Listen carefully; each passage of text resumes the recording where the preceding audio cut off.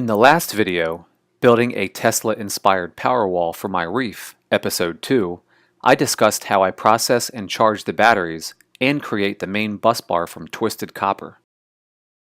In this video, building a Tesla-inspired Powerwall for my Reef, episode 3, I will finish the bus bar, gather fuse wire, and test each individual battery in the pack before final soldering.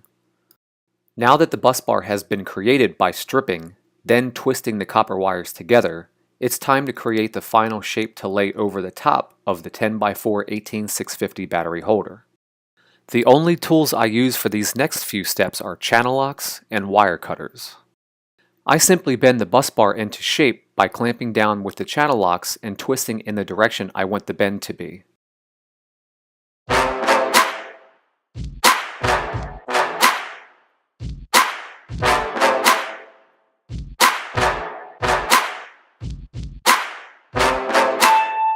After the last bend, I snip off the end with wire cutters.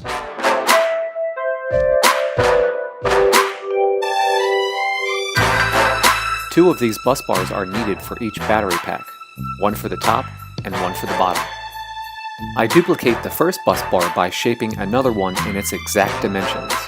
I saved the first bus bar I made as a template for the other 12 I have to make for the other 6 battery packs.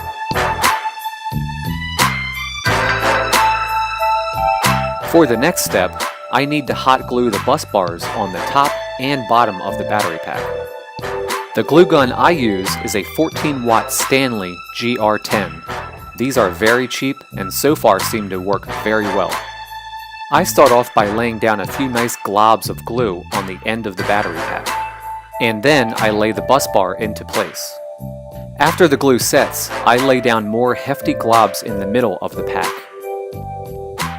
And then I glue the other end of the battery pack.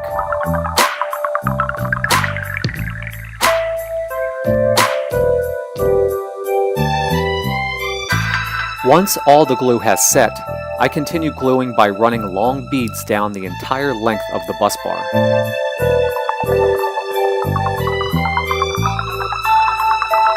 After all the glue has set, I then flip the battery pack over and repeat the entire process as I did with the top.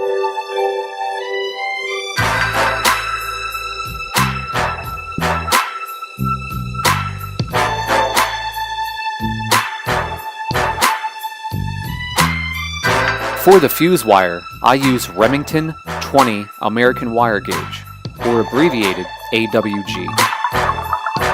While waiting for the glue to set and cool, I cut 40 1.5-inch pieces to be soldered later. As soon as the battery pack has cooled from gluing, I test each individual battery. Each battery should have a voltage of 4.22 or 4.23. If a battery doesn't reach the specifications, I remove the battery and add another that meets the requirements in its place. Stay tuned for my next episode, episode 4, where I will be soldering the fuse wire to the bus bar.